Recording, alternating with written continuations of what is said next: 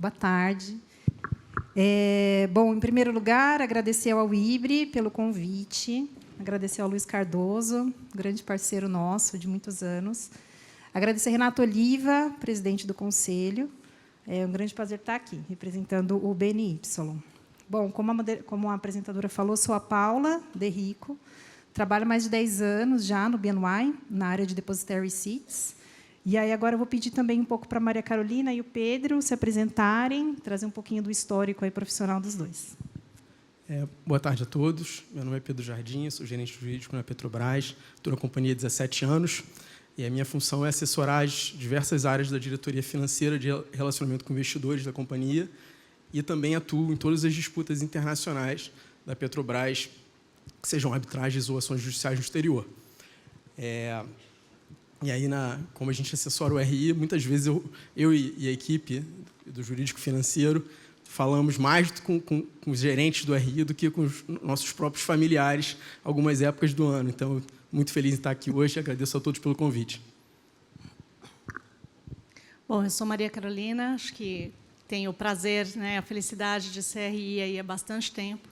Então, eu já passei por empresas, comecei minha trajetória em RI, acho que empresas que já eram listadas, em dual listing, que é o nosso tema de hoje, e participei ao longo da trajetória de 3 IPOs, 2 deles no setor elétrico, com dual listing, e um IPO que a gente fez lá fora na Nasdaq, e, posteriormente, fez uma migração das ações para o Brasil. Então, acho que partiu daí o convite para eu participar, para contribuir aqui com o pessoal e com vocês todos nessa discussão prazerosa de em que bolsa ou em quais bolsas a gente deve estar na hora de listar a companhia. Obrigada. E antes da gente começar, só queria fazer um disclaimer aqui, que tudo que a gente falar aqui representa nossas opiniões pessoais e não as empresas citadas ou representadas, tá bom?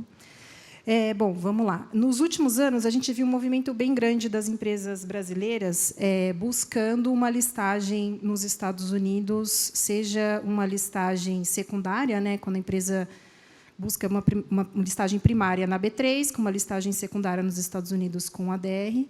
E a gente viu um movimento bem grande, a partir de 2020, de empresas buscando uma listagem única nos Estados Unidos.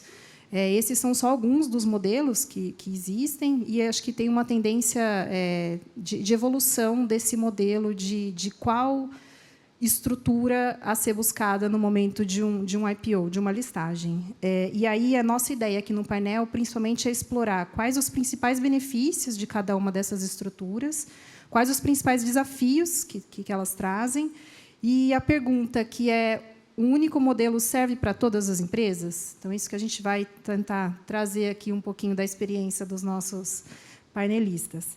E aí, minha primeira pergunta é: quais as principais vantagens de explorar outros mercados com a dupla listagem? Quais são os drivers que as companhias buscam quando buscam escolher qual a listagem de bolsa primária que elas têm em mente? Então, se eu puder pedir, Carol, usando toda a sua experiência, toda a sua bagagem aí no RI, trazer um pouquinho aí para a gente. Bacana. Bom, eu acho que a gente conversou um pouco quando a gente estava organizando o painel.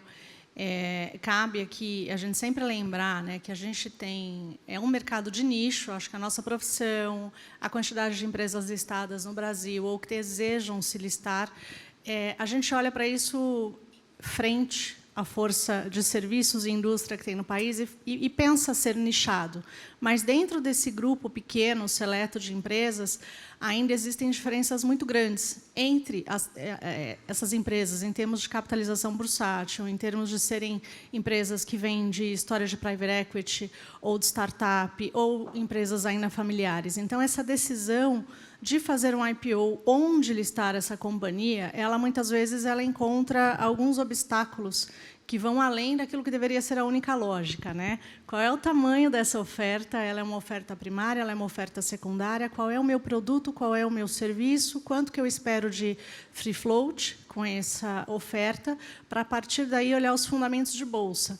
Mas, em alguns casos, a gente tem que colocar a governança corporativa, essa história dessa companhia junto, para equilibrar esses pratinhos. E aí onde eu vejo que algumas empresas elas aprendem, elas não consideram isso como um pré-requisito. Elas acabam aprendendo que tem que ter essa dosagem ao longo de um processo de oferta ou mesmo com a resposta, com o resultado final de uma oferta, quando ele não é aquilo que a companhia esperava. Então, não é uma resposta óbvia. Onde se listar? Eu acho que a primeira resposta vem do tamanho dessa oferta, daquele produto, daquele serviço, se ele se encaixa em outros mercados.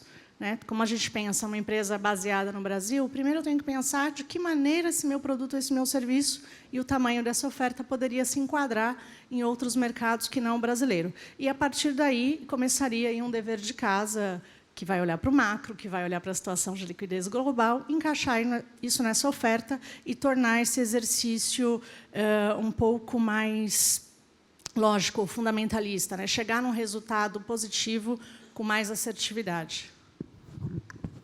E, de repente, para complementar, a gente combinou que eu vou dar uma abordagem um pouco mais jurídica aos temas. E vou complementar a Carol dizendo que é muito importante, isso parece óbvio, mas às vezes acaba sendo deixado em segundo plano, não só compreender as regras do sistema jurídico em que se fará a segunda listagem, mas também como essas regras são aplicadas na prática, porque assim você consegue mapear os riscos e os custos de observância e levar isso em consideração na própria decisão de onde se listar, em que base, em que formatos a companhia se estrutura nesse segundo mercado. Deve-se entender, por exemplo, se há um excesso de litigiosidade, como se comporta o regulador daquele mercado, como se preparar para atender aquela regulação, do lado da governança, quais adaptações que a companhia terá que realizar a sua estrutura, seus sistemas de controles. Para atender a SOX, por exemplo, não é nada trivial a mudança de governança e de controles que precisa ser feita. Então, isso tudo tem que ser muito compreendido na largada para a companhia não surpreender com riscos que venha a considerar excessivos ou custos de observância muito altos depois que ela toma essa decisão. Obrigada. E aí, uma outra pergunta aqui. Com relação à dupla listagem, como que isso pode impactar na visibilidade, na liquidez da empresa e o acesso à maior base de investidores? Vamos lá, eu acho que é o desafio que todo RI quer viver, ter uma base de acionistas diversa, conseguir atrair acionistas em diferentes bolsos, em diferentes mercados. Então, falando aí da oportunidade que eu tenho de trocar com outros RIs ou de empresas onde eu já trabalhei, quando você tem uma liquidez maior e você tem um dual listing, você está com o melhor iate naquele mar aberto, vai chamar muita atenção. Então, todo mundo quer saber a história daquela empresa, todo mundo quer entender por que ter aquela companhia dentro do seu portfólio, e aí o diferencial vai ser o diferencial da transparência, o diferencial da assertividade, da rapidez daquele time de RI junto com aquele C-level de estar entregando aquilo que está prometendo. Mas a nossa grande realidade ela começa muito antes, São poucas empresas brasileiras que têm o privilégio de ter essa liquidez para atingir todos os pockets em diferentes mercados. Se a gente pegar, por exemplo, no Brasil, muito se fala em dupla listagem, a gente sempre pensa no mercado americano.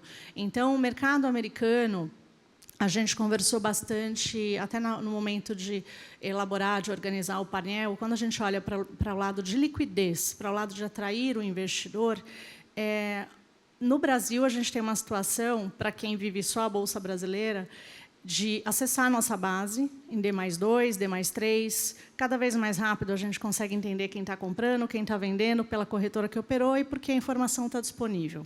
Quando a gente vai para outros mercados, a regra não é bem assim. A regra é feita pró-competição dos fundos. Então, as companhias não têm o direito de acessar a sua base de acionistas na íntegra. É só de acordo com o filing dos fundos, que, em alguns casos, é uma vez por ano ou nunca, como a gente brincou, quando é um fundo muito pequeno.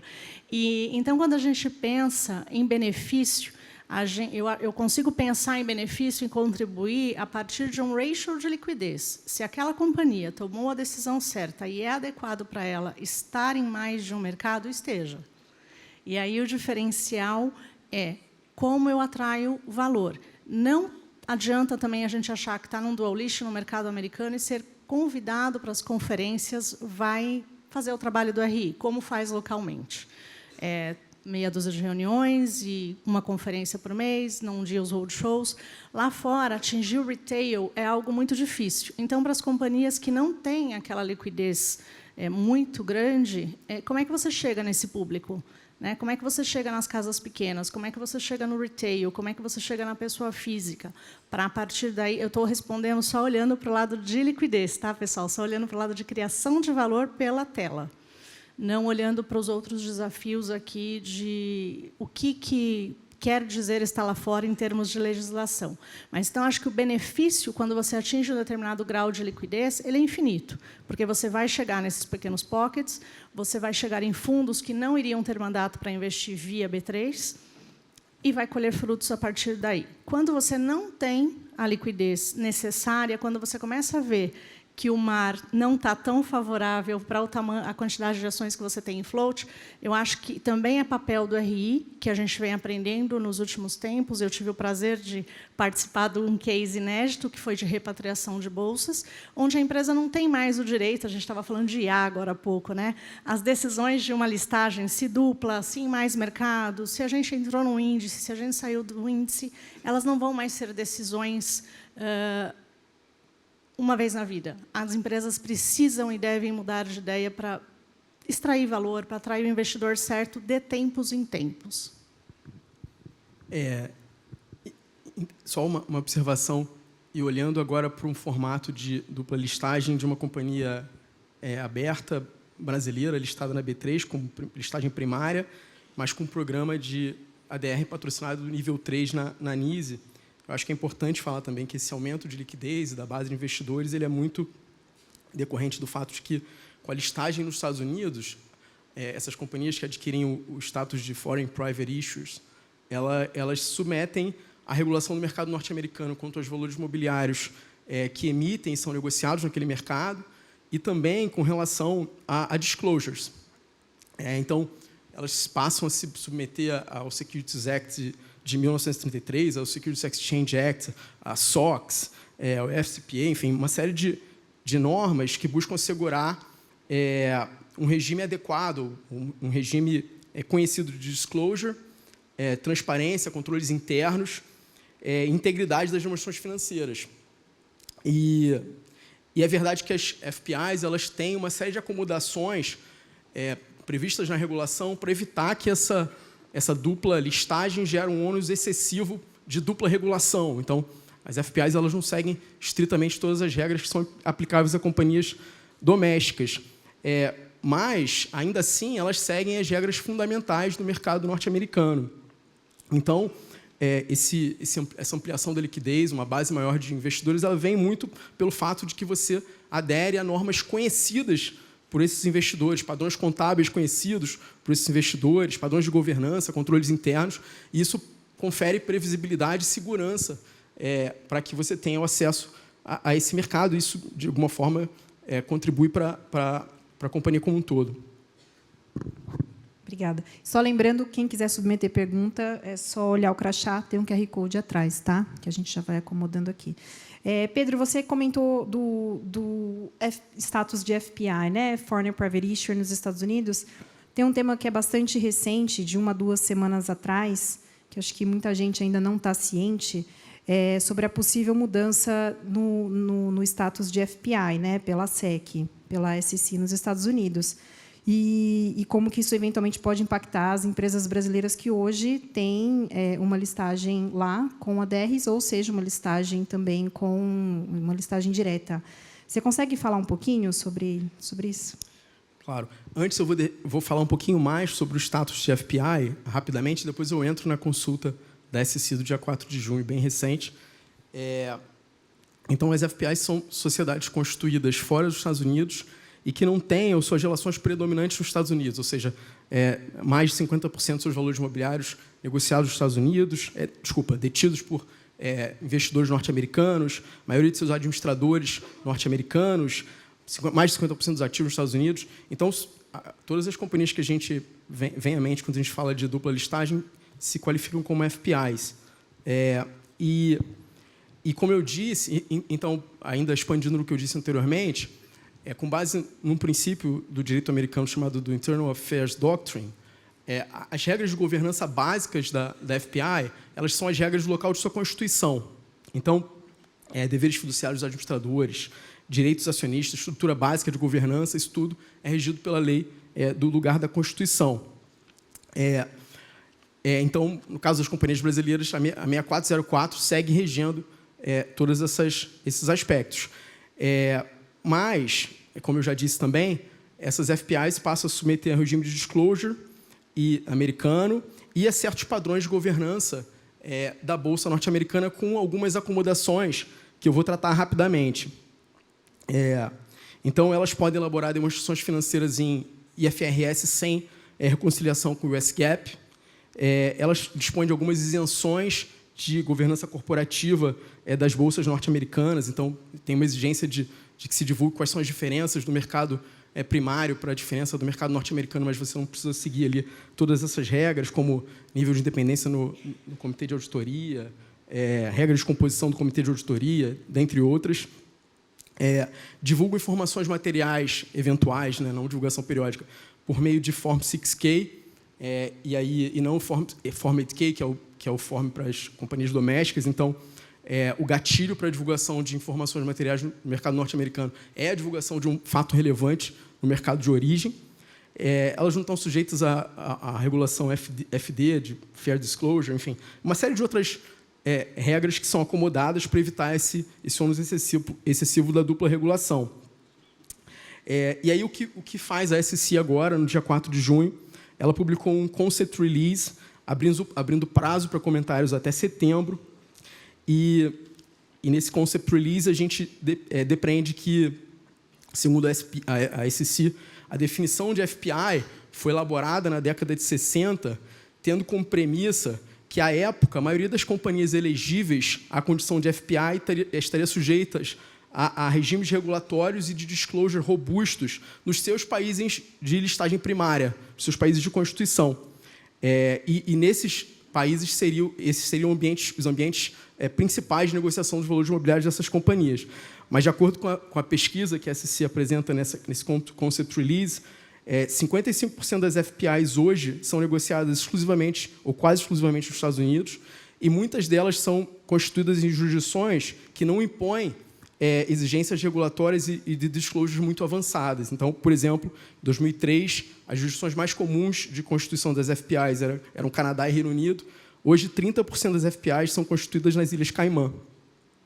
E se verifica também uma grande divergência entre o local de constituição da FPI e a sua sede, especialmente para as FPIs chinesas. Então, a SEC está preocupada com FPIs que, eventualmente, estejam acessando o mercado de capitais norte-americano sem estarem se valendo das acomodações regulatórias que existem para as FPIs, sem, contudo, terem em seus países de origem, de constituição, um regime regulatório robusto, especialmente de disclosure, controles internos, enfim.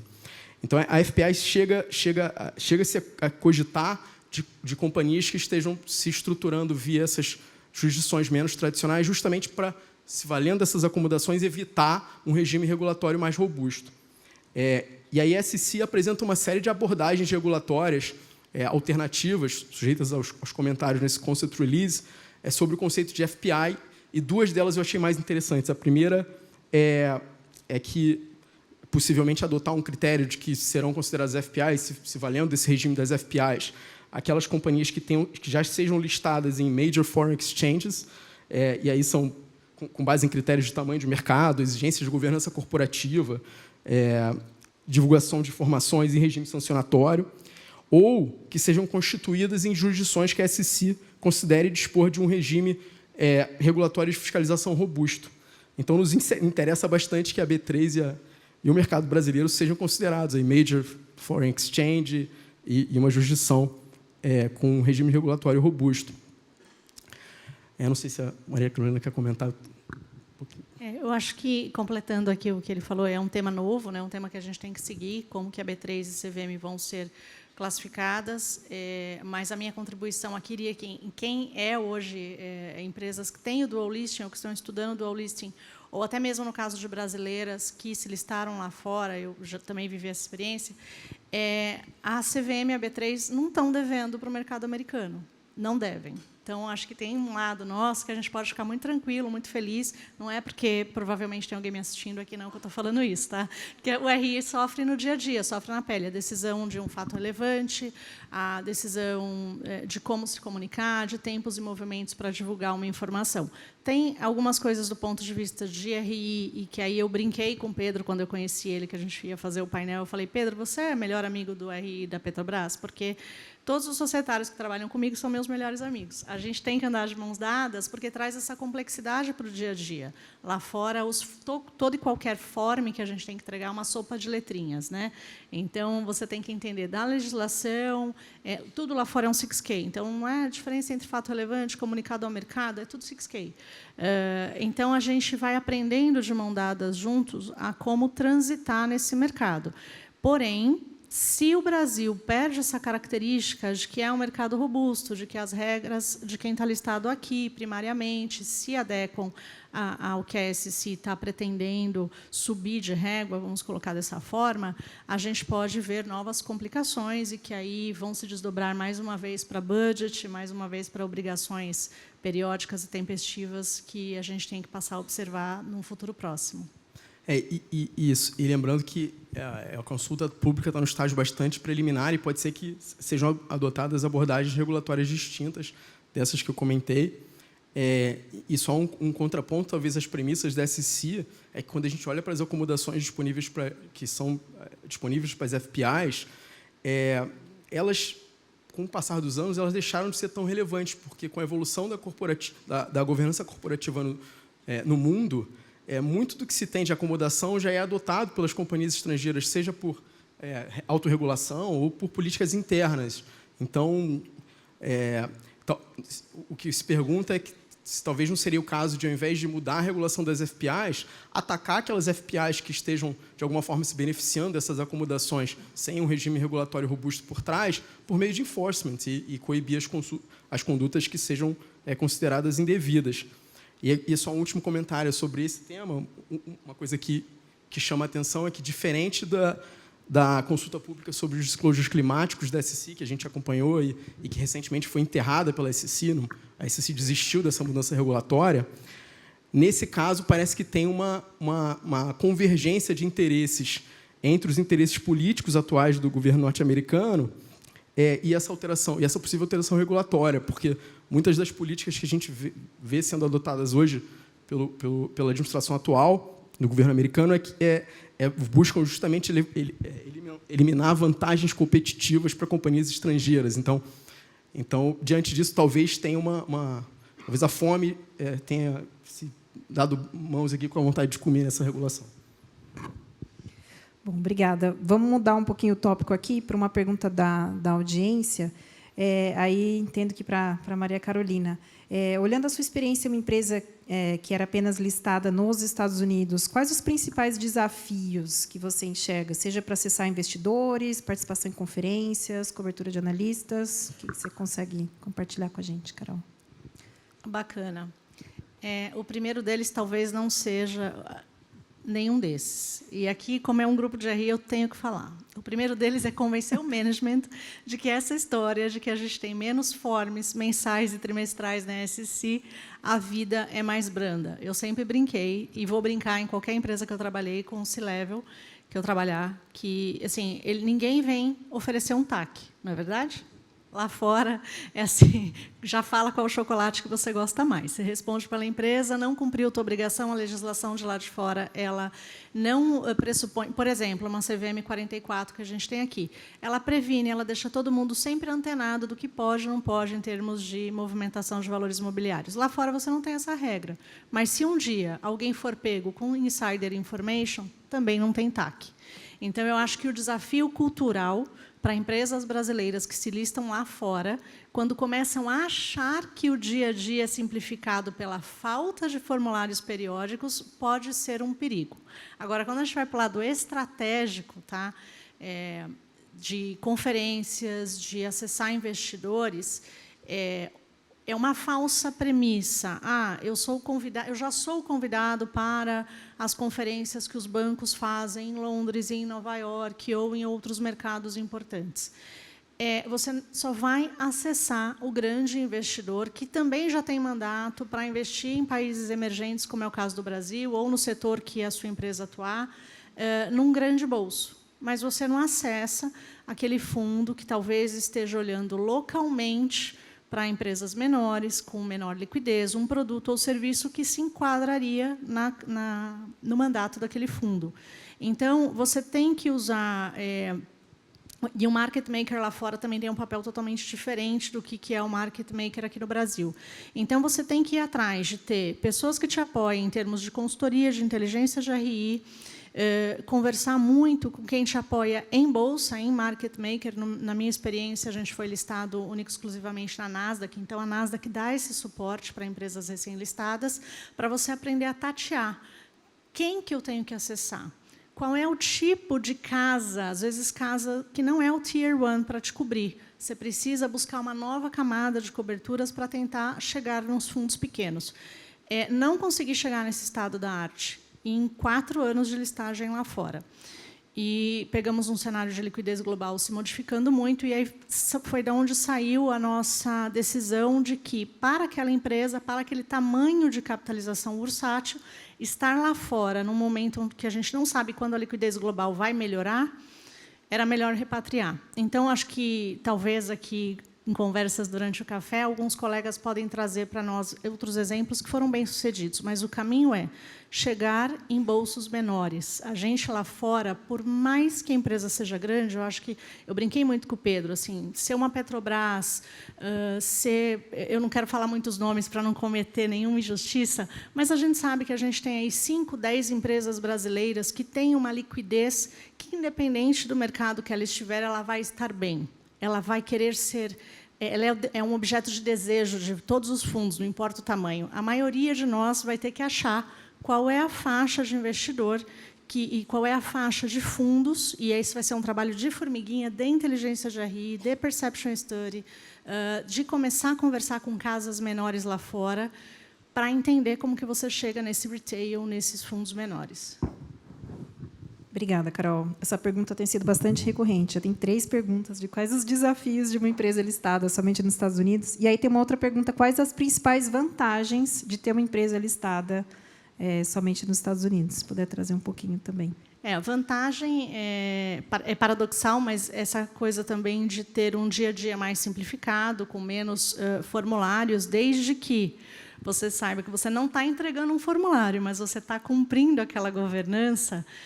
Eu acho que ela torna assim, a nossa lista, a nossa rotina diária, ela é um pouco mais leve do ponto de vista de arcabouço regulatório, né? Eu tenho menos forms para preencher ao longo de um mês.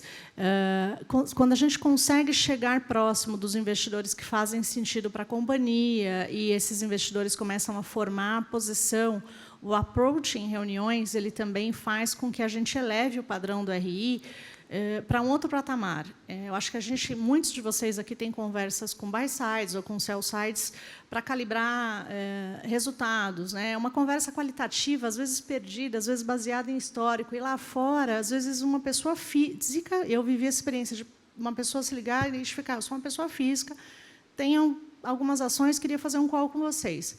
No call... Ou ele não era uma pessoa física, e era alguém testando a conversa, mas isso não aconteceu uma vez só, por isso que eu estou trazendo aqui de exemplo, ou eles se preparam muito para investir, porque lá eles têm um outro olhar, né, para o mercado de capitais. Aqui, o brasileiro, a gente entra década e sai década, e a gente está falando de como diversificar o nosso portfólio de investimentos pessoal. Lá no mercado americano, isso já é uma realidade há décadas, é o contrário. Então, o nível de sofisticação das perguntas, o nível de pré-estudo que todo tipo de investidor faz para chegar naquela companhia é completamente diferente. Aqui, muitas vezes, a gente recebe uma ligação de um fundo local dizendo: me disseram o seu nome, não sei nada sobre a sua empresa. Pode me contar? Começa do básico. Com um investidor estrangeiro, raramente você tem uma conversa que começa desse jeito. Então, eu acho que tem um benefício muito grande de deixar toda a companhia, todos os porta-vozes, muito mais preparado, muito mais com um aparato de informações e de dados muito maior antes de ir a público em qualquer situação. Obrigada. Obrigada, Carol. E falando um pouco sobre isso também, sobre essa estratégia de buscar múltiplas listagens, no passado foi uma tendência bastante relevante das empresas brasileiras que buscaram uma listagem também na Latibex. Aí, Pedro, eu queria ouvir um pouquinho de você, que você pode trazer um pouquinho desse contexto no caso de Petrobras.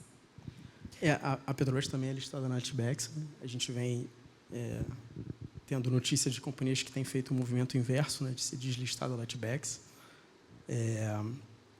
Enfim, é uma terceira listagem que não parece trazer muita complexidade para as companhias, mas, de fato, é um movimento que tem ocorrido de reavaliação dessas listagens e se elas fazem sentido ou não. Né? Não sei se a Maria Carolina tem algum ponto sobre isso.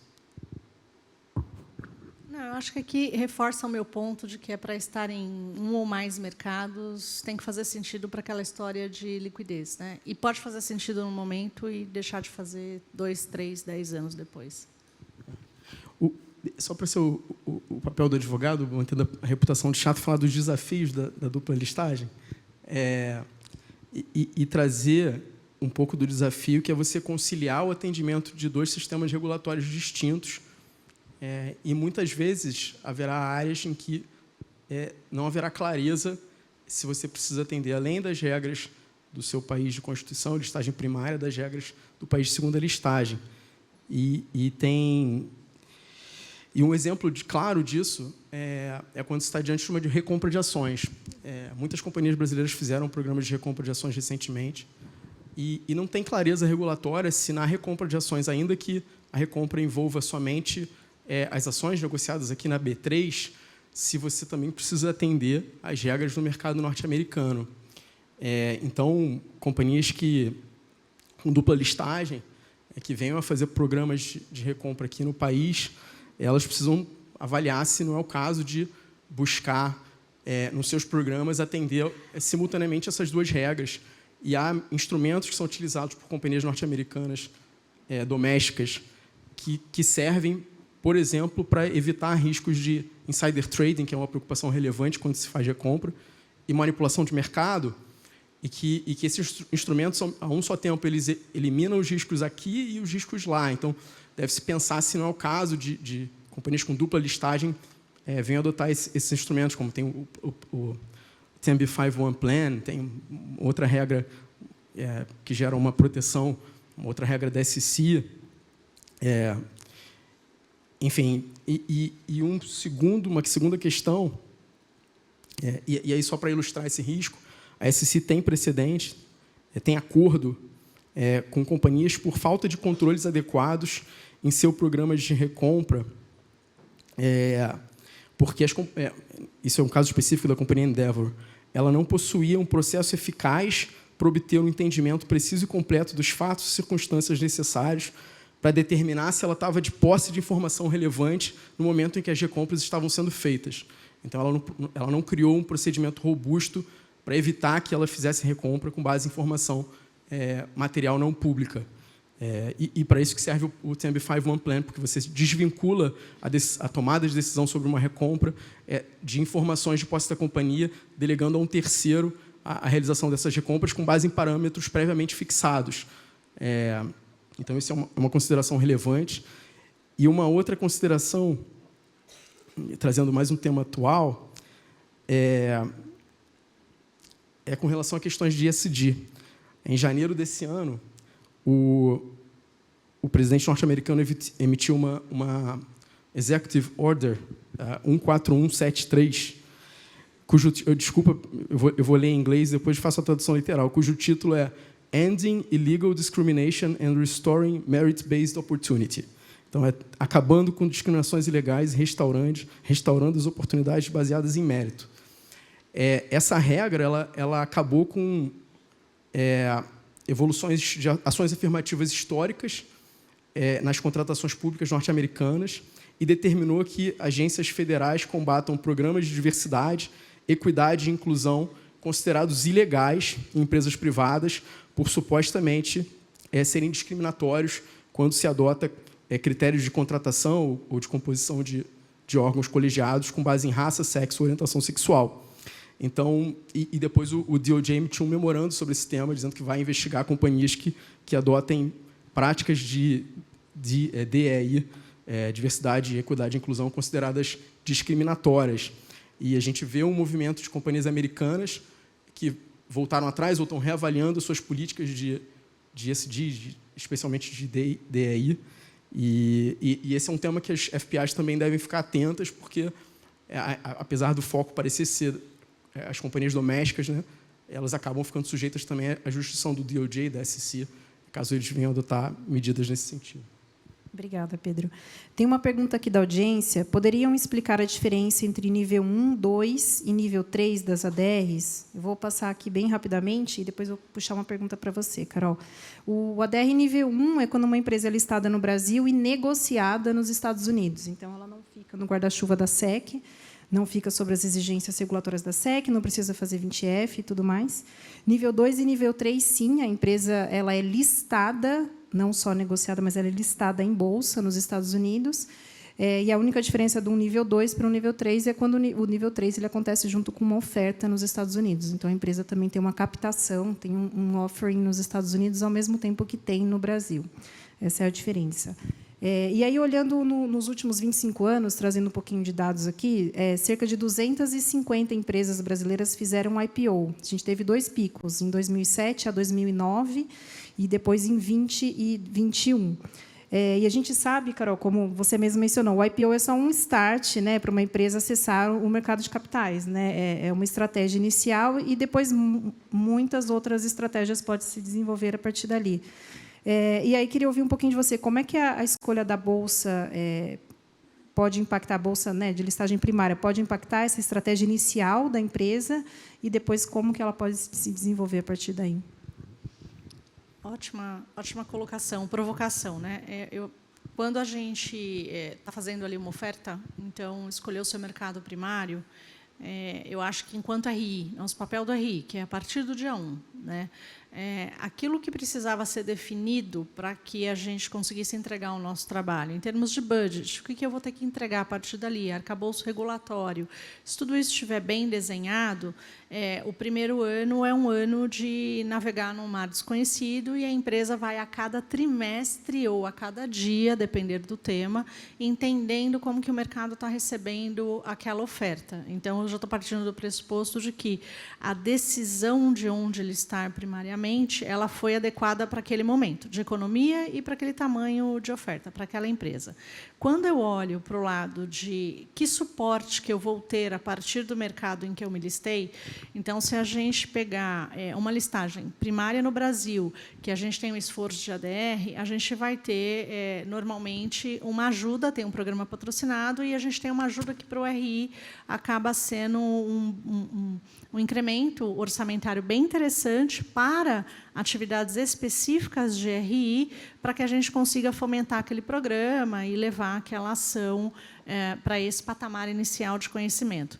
Quando você se lista lá fora, no meu caso, eu tive uma experiência com a Nasdaq, que a Nasdaq tem um programa parecido para empresas estrangeiras que se listam lá fora. Ela dá esse subsídio aí por uns 2 anos, que é um apoio que a gente chama de verba de marketing, mas é algo bem direcionado, bem programa de RI. Não vai pagar o salário do profissional de RI, é da porta para fora, é programa de RI.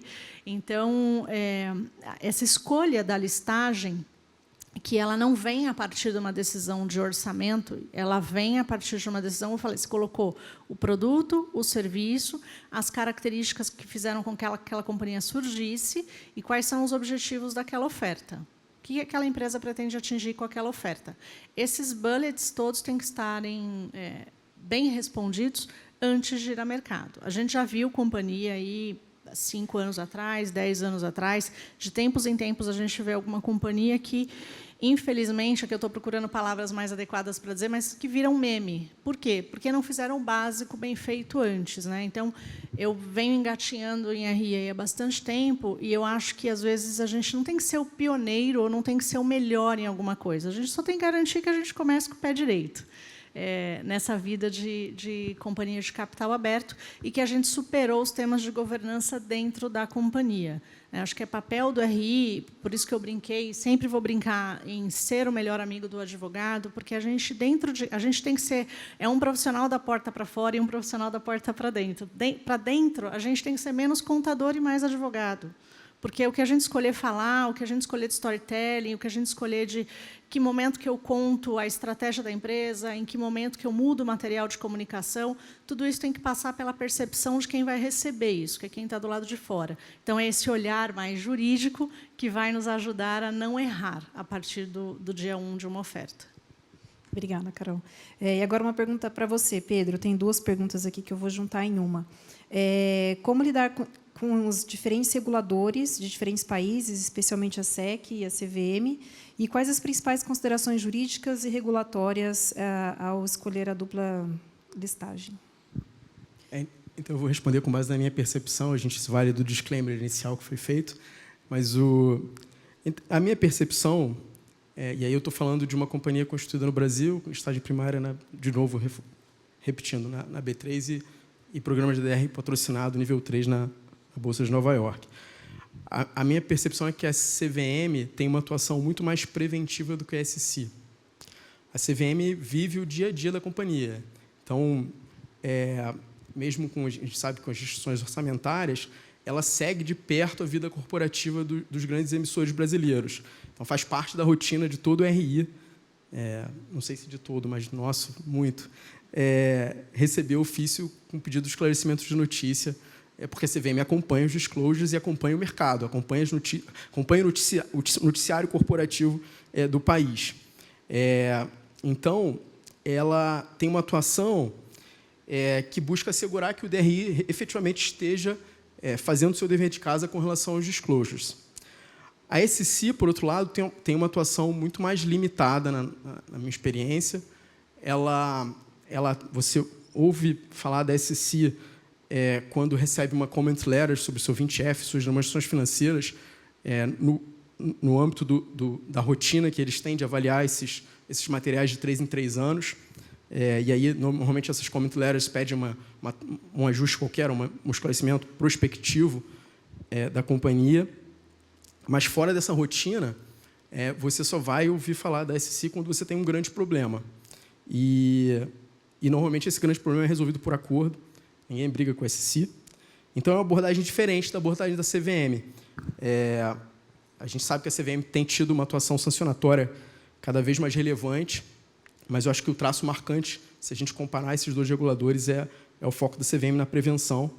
O que eu acho que no mercado que tem se preocupado com democratização dos investimentos, crescimento, é super importante, né? Você consegue reparar ali um eventual desvio, um problema de disclosure até inadvertido, enquanto ele está se formando ainda. E você evita ter que depois discutir remediação, reparação, o que seja. Então, eu acho que esse papel da CVM é bastante relevante. Obrigada, Pedro.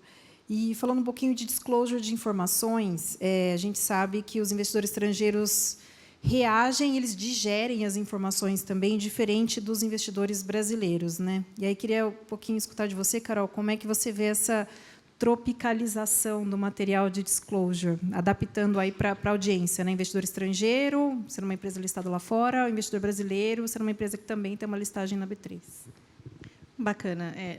Eu não vou afirmar que nenhuma, mas eu acho que praticamente nenhuma empresa brasileira listada lá fora ou em dual listing faz um release com cara de release americano.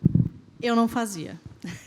A gente não consegue, porque os releases no Brasil eles estão sempre contando um pouco mais de história da companhia, né? O americano chama isso de florear um pouco a informação. Ele quer uma informação factual. Quase que, se você preenchesse a tabela e dissesse a data de referência da tabela, estava bom, porque eles querem a conversa, eles querem a confirmação do management e o track record. Então, a gente estava no painel anterior aqui falando de IA. Então, quando você olha para esses mercados mais pragmáticos, que vão mais em cima do número, em cima da informação que você colocou ali, da entrega que você prometeu, e essa é a característica dos mercados internacionais, aqui muito mercado americano, de ser mais pragmático, mais factual. E eles têm uma tolerância bem menor a erro. Aqui no Brasil, a gente conta uma historinha, a gente faz, né, é uma coisa mais prazerosa até. Eu brinco, quando eu tenho que contar para a avó de alguém o que eu faço, eu quase falo assim, olha, meu trabalho é um marketing, mas é um marketing financeiro. Então, a gente tem essa característica um pouco de completar a informação, lembrar esse investidor que faz parte de um plano de investimento que foi divulgado no período X, que antecedeu aquele acontecimento. E o americano não quer saber de nada disso. Por quê? Porque ele está fazendo esse accrual. Ele está acompanhando a tua história. Então, você não precisa repetir para ele. Então, esse paradoxo que a gente tem no material de comunicação, e eu acho que as empresas que buscam ter sucesso lá fora precisam estar abertas para essa discussão. A gente tinha um apoio de consultorias importantes lá fora e o apoio da Nasdaq, que sempre falava, olha, o material de vocês está crescendo demais, a apresentação está crescendo demais, está para indo por um caminho que você não está mais comunicando com o investidor estrangeiro, você está se comunicando com o investidor brasileiro que, eventualmente, vai investir nas suas ações lá fora. Então, eu acho que essa maturidade também é um dever de casa constante das companhias que estão expostas a outros mercados. Obrigada, Carol. E aí, uma pergunta para você agora, Pedro. Falando do conceito de class action, né? Como é que você vê que as companhias brasileiras estão expostas a esse risco quando elas buscam acessar investidores lá fora, independente da estrutura e do modelo de listagem, né? Esse tema é super relevante. Então, a gente, acho que 30% das companhias brasileiras listadas na NYSE ou na Nasdaq já foram alvos de class actions, né? E só para nivelar do que a gente está falando, a gente está falando de uma ação coletiva em que um acionista ele alega que a companhia divulgou uma informação falsa intencionalmente, né? E aí ele confiou naquela informação, tomou uma decisão de investimento, comprou um valor imobiliário com base naquela informação supostamente falsa. A falsidade daquela informação foi revelada, a ação caiu, ele supostamente sofreu um dano se houver uma ligação entre a informação falsa e a queda, e então ele pede uma reparação. E aí, qual é por que isso é perigoso? Porque essas ações coletivas, as regras processuais nos Estados Unidos permitem que um acionista, um investidor, ele represente toda a classe de pessoas em situações similares, ou seja, por exemplo, todos os detentores de ADR num período que normalmente é de 5 anos, que é o prazo prescricional dessas ações, que compraram valores imobiliários naquele período com base naquelas informações. Então, o perigo disso é que no mercado secundário, em 5 anos, essas ações trocam de mão uma infinidade de vezes. Então, na largada, a classe já alcança todo mundo que adquiriu os valores imobiliários da companhia naquele mercado. E para complementar e para gravar isso, o sistema é do opt-out, ou seja, todo mundo que não se manifestar contra a sua participação nesse processo está incluído na classe. Então, você já larga de uma exposição de todas as compras e vendas de valores imobiliários naquele mercado, num período que normalmente é longo, e todo mundo que não quiser se excluir dessa ação está dentro dessa ação e vai se beneficiar, vai participar do resultado desse processo. Então, esse mecanismo ele gera um incentivo muito grande para que se estruture, e normalmente há bancas de advogados especializadas nisso nos Estados Unidos, estruturem ações coletivas, essas class actions, mesmo quando as bases fáticas ou jurídicas são muito rasas. Porque o que se busca diante de uma exposição tão relevante, que as administrações responsáveis façam acordos e impeçam que essas ações prossigam para a sua fase de julgamento. E esse é o risco das chamadas strike suits, né, que são as ações que são propostas só para extrair da companhia ali um valor a título de acordo e forçar uma resolução por acordo. E aí, nesses casos, disse muito que o advogado contrata o cliente, né? Então, são os ingredientes desse mecanismo, né? É uma ação coletiva que alcança todo mundo, que não se manifestar no sentido de que não quer ser alcançado, períodos longos, compras e vendas no mercado secundário estão abrangidas e são julgadas por júris populares. Então, pessoas aleatórias, selecionadas pela corte, elas deixam suas atividades habituais por um prazo ali de 1 ou 2 semanas para decidir o rumo de uma companhia. E essas ações podem levar companhias à insolvência. Então, considerando tudo isso, de 97 a 2002, esse é um dado que eu peguei da Cornerstone Research, só 0,4% das class actions chegaram a julgamento. todas as ações, todas as demais ações que não foram resolvidas em fases processuais foram resolvidas por acordo. Então, é um assunto que demanda sim, a atenção das companhias. Não são poucas as críticas a esse regime norte-americano, mesmo lá nos Estados Unidos, e aí são várias críticas que a gente encontra tanto no meio acadêmico, jurídico, também no mercado. Enfim, elas não têm um efeito compensatório adequado e com custo de transação elevadíssimo. Tem um problema da circularidade, os acionistas atuais pagam indenização para os acionistas passados, que não tem deterrence, né, que não impedem que a conduta se repita, porque, no final das contas, quem paga é a companhia, não é o administrador que praticou ali uma eventual conduta indevida. E pelo fato de que elas não chegam a julgamento, a lei... E os Estados Unidos seguem um sistema da common law, né, que a lei é formada por precedentes, não há uma lei clara com relação ao tema nos Estados Unidos, porque nada chega a julgamento, todo mundo resolve tudo por acordo, então você tem uma incerteza grande e que geram litígios bastante importantes. Enfim, acho que eu já falei para caramba, que é um tema que eu...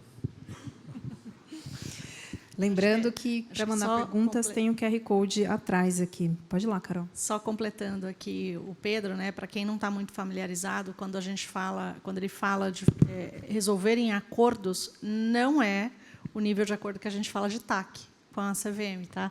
Já é porque no mercado americano as empresas evitam ir a júri, né? Por todas as complexidades que ele trouxe aqui.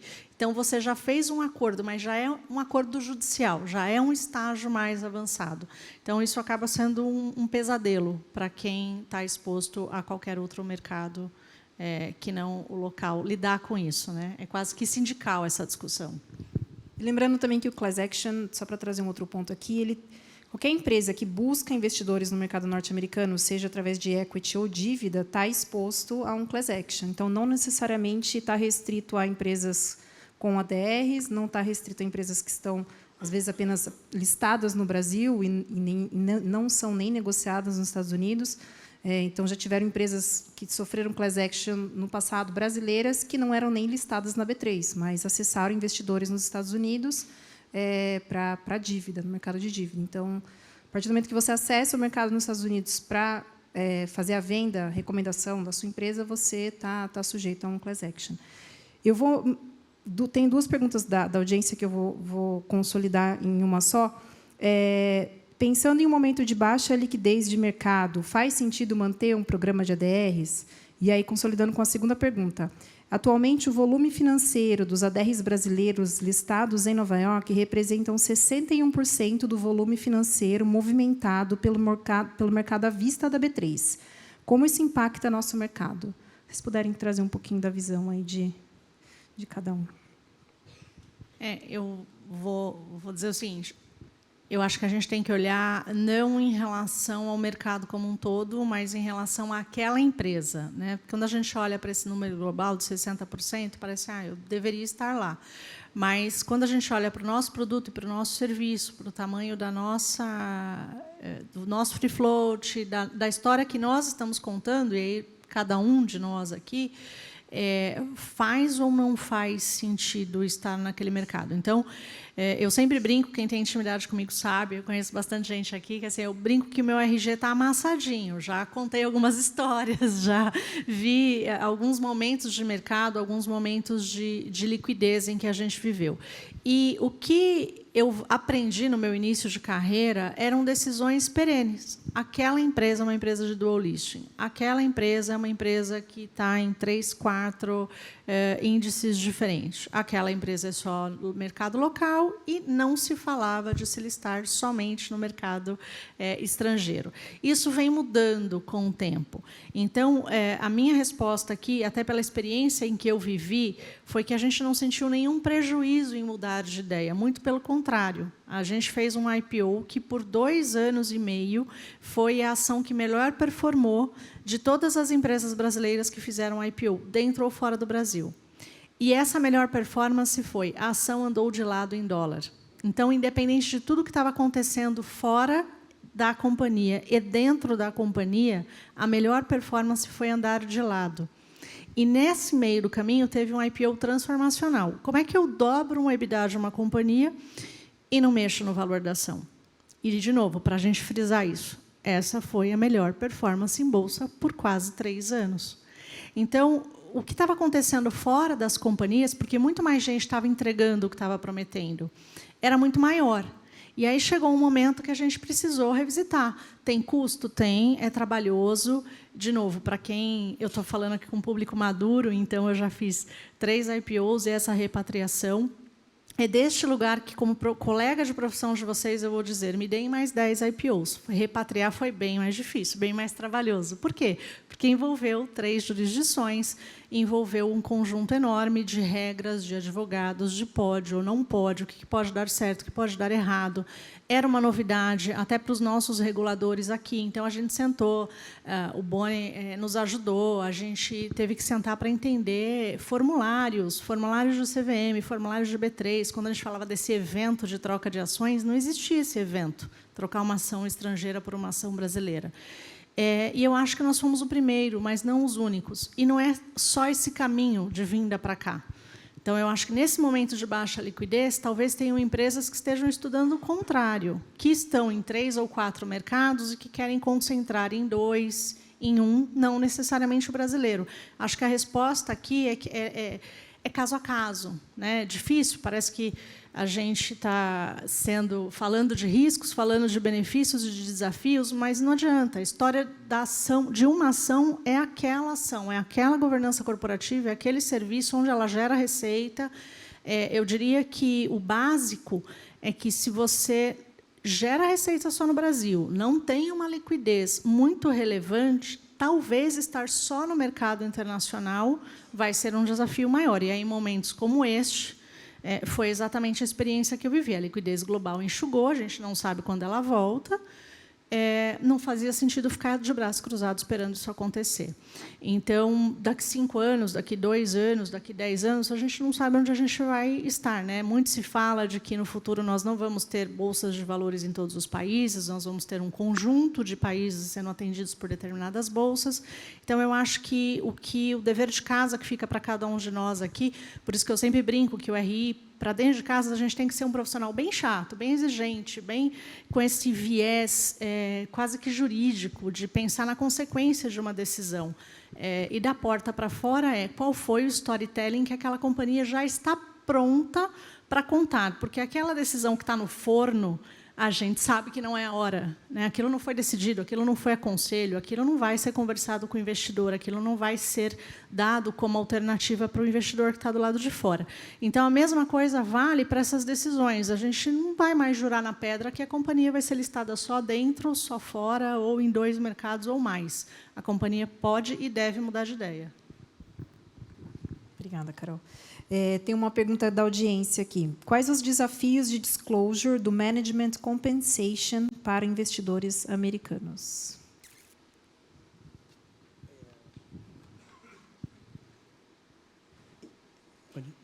Então, management compensation é um dos temas que as FPIs elas têm acomodação regulatória, então elas têm uma divulgação simplificada. Eu acho que não consigo ver um desafio específico. Não sei se a Carolina tem algum. Não, eu acho que a gente, no Brasil, tem aqueles parâmetros que a gente solta no formulário de referência que já dão uma exposição demasiada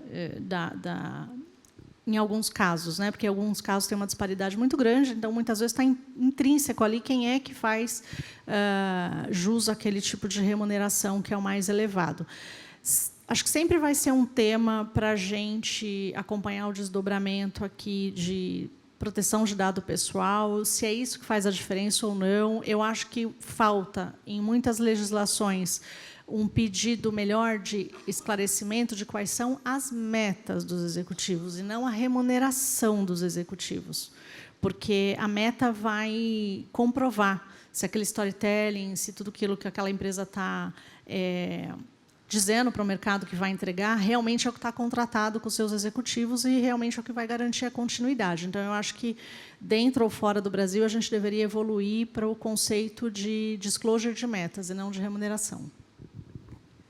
Obrigada, Carol. E aí também queria que vocês falassem um pouquinho sobre os desafios na gestão da base acionária nos diferentes mercados.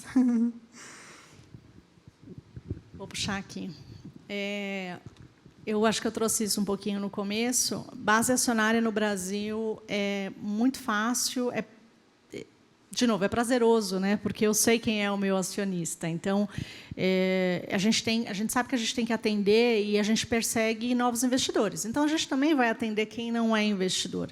Mas o que acontece lá fora é que você nunca tem uma garantia de que você está sendo operado ou não por um determinado investidor. Aqui a gente sabe, esse fundo de investimento tem nada de ações da minha empresa, está muito exposto ao meu concorrente, então, às vezes, eu sei que a reunião que ele está fazendo comigo é um pouco de double check setorial, ele está menos interessado em mim, mais interessado se ele está posicionado no player que ele escolheu e isso está adequado para ele.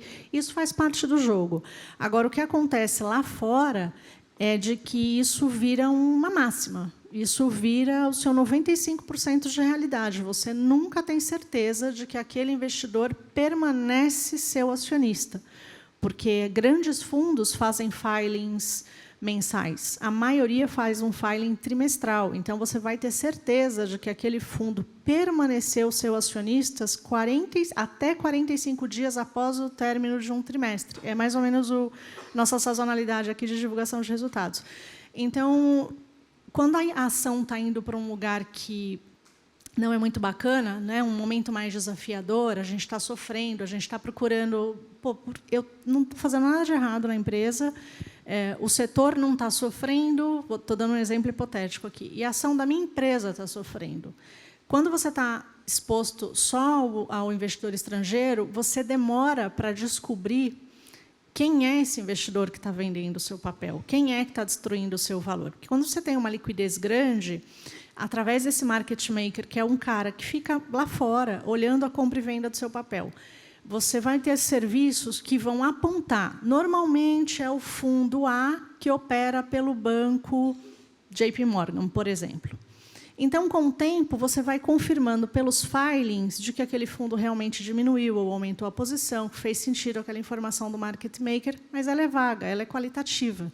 Então, na maior parte do tempo, você não consegue ter uma leitura clara, através da base, do que está acontecendo no seu papel. Por isso que o desafio de estar listado lá fora e de atingir esse mercado de retail, essas casas menores de cobertura, fazem muito sentido para a maior parte das companhias brasileiras que são listadas lá fora. Obrigada, Carol. Uma pergunta agora para você, Pedro, voltando aí um pouquinho no tema-chave do nosso painel aqui. Quando a gente olha os fatores que devem ser considerados onde ele está a empresa, né? Quais são os principais fatores, no seu ponto de vista, que devem ser considerados, olhando aí principalmente aspectos jurídicos e de governança? Eu acho que a gente já falou um pouquinho sobre isso, mas eu acho que especialmente considerar quais são as adaptações de governança que eventualmente terão que ser feitas, entender aquela regulação, entender como aquelas normas são aplicadas na prática, né? Como funciona o enforcement daquilo, enfim, para a partir daí ter um mapeamento adequado de custo e risco. Acho que custo de observância e risco, e evitar surpresas depois que esse passo importante é dado. Eu acho que parece óbvio, mas é fundamental que se compreenda como na prática aquele regime, aquele sistema se apresenta e como ele eventualmente se concilia com o seu regime de listagem primária. Porque a gente pode estar diante também daquelas situações que eu dei o exemplo lá da ordem executiva do governo americano recente, sem emitir juízo de valor, ainda que com um disclaimer, mas que podem conflitar com exigências regulatórias do país de primeira listagem, ou de autorregulação que a companhia já tem adotado, ou, enfim. Então, acho que é basicamente isso. Quer complementar, Carol? A gente tem uma pergunta aqui bastante ampla da audiência, vou fazer ela aqui. A gente já falou um pouquinho, mas vou pedir para vocês só complementarem com os aspectos que a gente ainda não comentou. Quais as vantagens de realizar uma dupla listagem por meio de ADRs e BDRs para explorar outros mercados internacionais? quais fatores devem ser considerados ao decidir listar em múltiplas bolsas e quais os passos essenciais para escolher a bolsa mais adequada e conduzir o processo de listagem de maneira mais eficiente. Bem abrangente, vamos ver se eu lembro de todos os pontos. Mas eu acho que, vamos lá, o mercado, o assunto primário aqui, né, a bolsa primária de uma companhia, eu acho que passa por esse dever de casa, por esse primeiro PowerPoint que provavelmente vai ser discutido entre C-level e conselheiros e bancos, para, a partir dali, pensar num pitch de oferta. Onde que está o teu produto ou serviço, gerando receita, como que é o seu setor dentro e fora do Brasil, né? A sua exploração, sua mão de obra e tudo aquilo que está intrínseco ao seu produto ou serviço, porque é isso a história que você vai contar pós-oferta. Então, poucas empresas, num cenário atual, que fique bem claro, num cenário atual, poucas empresas vão chegar à conclusão de que seu mercado primário não é o local, no caso do Brasil. Tá? Mas, a partir daí, se você tem uma oferta com um tamanho robusto, é no-brainer fazer um dual listing, porque você vai acessar mais bolsos. E o que todo mundo quer numa oferta é acessar a maior quantidade de bolsos possíveis, né? Então, você vai, no caso base, começaria um desenho, um pitch, uma oferta, onde eu vou acessar o retail, eu vou acessar a pessoa física na minha bolsa primária, na minha bolsa local, porque as pessoas provavelmente conhecem o nome da minha empresa, conhecem o meu produto, conhecem o meu serviço, me diz se eu tenho apelo, essa oferta vai ser uma oferta com apelo de pessoa física ou não no dia 1, vai ser mais fácil do que uma empresa brasileira não conhecida lá fora, que gera receita, que vende seu produto ou serviço aqui, querer atingir o retail numa oferta. Isso é muito raro da gente ver acontecer. Agora, vou fazer uma oferta com um tamanho considerável e quero atingir uma segunda camada de fundos estrangeiros, é através do dual listing que eu vou fazer isso, porque eu vou acessar outros bolsos de grandes fundos, né? Não vou só disputar com aquele PM que está olhando para o emerging markets inteiro. Então, eu acho que é uma decisão aqui, mais uma vez, depende do tamanho dessa oferta, depende da liquidez que a gente vai atingir com essa oferta para fazer essa consideração. Não é uma decisão que a gente tem que fazer do sonho, né, de dizer, eu vou ser a 10ª empresa, a 11ª empresa a fazer o movimento X, eu vou fazer um movimento inédito, eu vou ser pioneiro.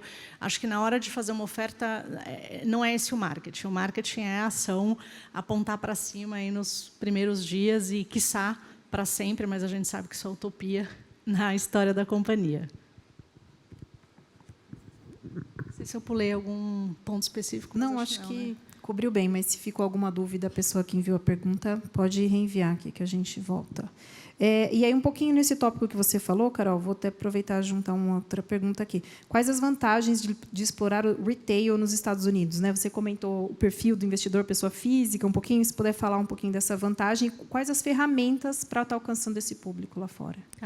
Eu acho que não é uma vantagem específica do retail. Eu acho que a vantagem é ter uma base diversa. Não importa onde a gente esteja listado, eu acho que a gente tem que procurar uma base diversa, né? Tem investidor de curto prazo, de longo prazo, ter o retail, porque a gente tem que criar valor, mas também tem que ver a ação girando ali todo dia, um movimento de tela. Então, a diversificação da base, ela é uma premissa básica, não importa o local da nossa listagem.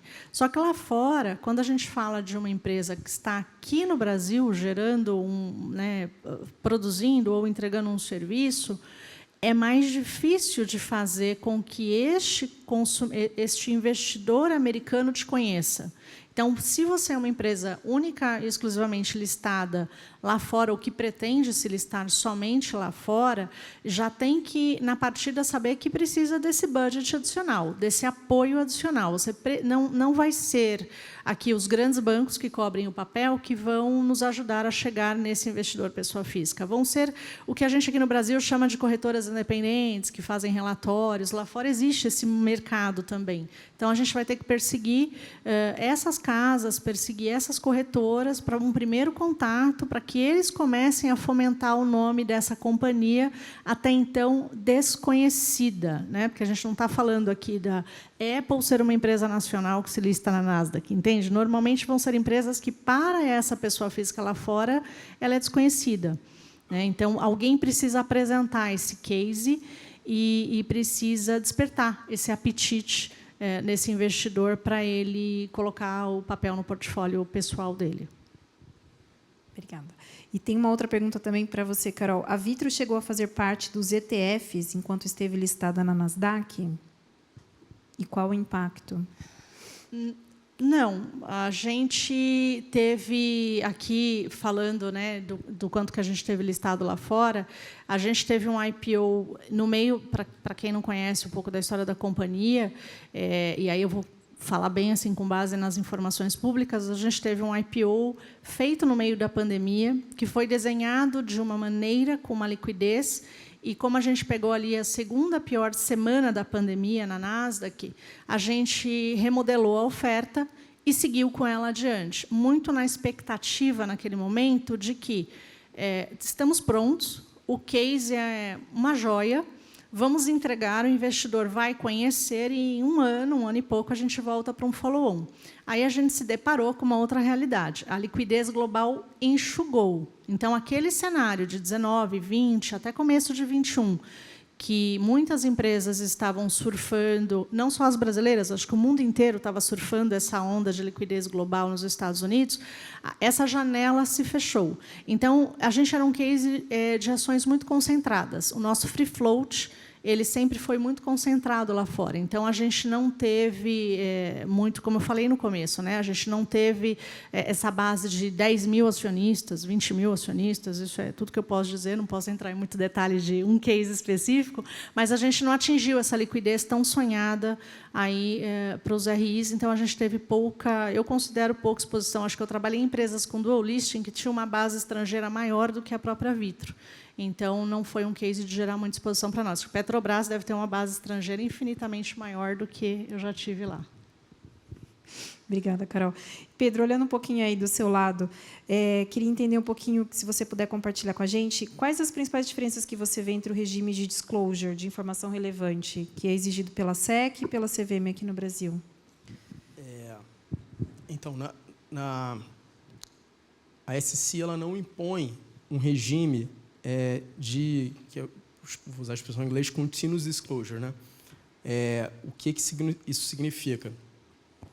A companhia não tem a obrigação de divulgar toda a informação material imediatamente. A companhia tem a possibilidade de divulgar as informações materiais só quando há um gatilho, um triggering event ali, que impõe que essas informações sejam divulgadas. Pela 6404, pela resolução 44 da CVM, a gente, todos sabem, temos a obrigação de divulgar informações materiais imediatamente, só excepcionalmente, quando houver um interesse legítimo ali, a companhia pode reter uma informação e sendo obrigada a divulgar se houver oscilação atípica ou vazamento. Então, acho que a principal diferença é essa. E aí as FPIs elas têm como único evento, um único gatilho para divulgação de informação material nos Estados Unidos, e eu estou falando de informação eventual, não informação periódica, né? O único gatilho é a divulgação de um fato relevante na sua listagem primária. E por que tem essa... Qual é a razão pela qual a SEC, que inclusive já tem uma autorização legislativa para adotar um sistema de disclosure continuado, não adota? O racional é que o sistema de disclosure continuado ele gera um custo de observância alto, porque você tem que ter um monitoramento ali constante de tudo que acontece na companhia e você tem menos tempo de reação. E, por outro lado, esse sistema de disclosure continuado, a não adoção desse sistema busca assegurar a qualidade dos disclosures, né?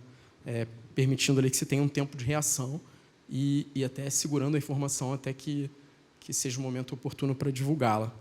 Eu acho que essa é a principal diferença se a gente falar de divulgação de informação eventual, né? Obrigada. Tem uma pergunta aqui da audiência. Qual alternativa o produto de ADRs oferece para as empresas que querem somente listar nos Estados Unidos? Então, existe também, só para trazer um pouquinho aqui de contexto, existe também uma alternativa para as empresas que querem listar somente nos Estados Unidos, como a Vitro fez, o caso da Maria Carolina aqui. Também é possível ser feito através do ADR com uma listagem single listed, que a gente chama. Então, a empresa continua com incorporação em Cayman, mas mantém o depositário aí, dando todo o suporte estratégico de RI, suporte no pagamento de dividendos, assembleias e tudo mais. Então, acho que é esse um pouquinho aqui da resposta concisa para essa pergunta. E agora eu gostaria de abrir para as considerações finais aqui, né? Para a Carol e para o Pedro. Quais as principais lições que vocês veem, lições aprendidas, para compartilhar com a audiência, além de tudo que já foi compartilhado aqui, no caso de uma empresa com dupla listagem, Pedro, no caso de Petrobras, e a Carol, acho que nas suas diversas estruturas aí de listagens na sua trajetória. Quais as principais lições? E voltando um pouquinho na pergunta que eu trouxe no início aqui, será que o modelo único de listagem serve para todo mundo? Queria também que vocês trouxessem um pouquinho a perspectiva de vocês. Vou puxar aqui, acho que a provocação final é o norte de toda a questão, né? Eu acho que não tem um modelo único. Eu acho que lições aprendidas aí ao longo do tempo na carreira, e isso, o mercado de capitais, que há algum tempo atrás parecia tratar determinadas decisões como decisões únicas e imutáveis, ele entendeu que não é mais assim. Isso, eu acho que traz uma beleza muito grande aí para as companhias de capital aberto, que elas também podem se adequar e se reinventar ao longo da sua jornada. A gente também viu companhias fazendo o caminho contrário, num passado recente, de sair do Brasil e ir lá para fora. Eu acho que acho que a lição aqui a gente vai aprender cada vez mais que dá para personificar. A gente conversou bastante aqui na organização do painel, porque esse tema ele vai para vários lugares, né? Mas a gente não perder de trazer esses exemplos. A gente sabe que tem uma diferença muito grande nas características bursáteis nas poucas empresas listadas no Brasil, e que a gente deveria sair desse painel com essa confiança de que a lição aprendida é de que cada IPO é único, cada história de companhia é única, e os momentos na história eles se repetem, mas os agentes daquela história estão num degrau distinto de maturação. Então, o que aconteceu há 20 anos atrás com uma empresa, numa decisão de dual listing, não serve para quem está analisando o dual listing hoje. E acho que a maior lição aprendida foi de que, com todo respeito, se tiver algum colega aqui de bancos de investimento, os PowerPoints ainda vêm como vinham há 20 anos atrás. Então, eu acho que duvidem, questionem, sejam esse agente para dentro de casa que é diligente junto com o seu jurídico, porque é a gente que vai contar essa história todos os dias, a partir do momento que a companhia está com uma decisão aprovada em conselho e que pode ser contada para o investidor. Eu acho que essa é a maior lição. Cada caso é um caso único. Primeiro, agradecer a permanência de todos, que a gente está competindo com o jogo do Botafogo e Atlético de Madrid. Mas não, eu acho que como tentar o que a Carolina falou realmente o foco da atenção do RI. Eu acho que tem que ter muito foco nos disclosures, né? Eu tenho uma preocupação muito grande quando se mistura RI com marketing. O marketing tem que ser muito cauteloso. É um marketing de advogado, acho que, sem querer intrometer muito na atividade do RI, mas que ainda bem que a gente tem essa visão lá muito... E tem que ter uma proximidade muito grande do RI com o jurídico, né? Então, acho que fica essa mensagem de muita atenção aos disclosures, fator de risco de 20F, são coisas que são fundamentais, só para tentar trazer um pouco de praticidade. Tá ótimo, obrigada. Vocês têm algum outro ponto que vocês gostariam de trazer? Acho que a gente esgotou tudo aqui. A gente esgotou também as perguntas aqui da plateia, então a gente agradece. Obrigada a todos aí por terem ficado até o final. Obrigada.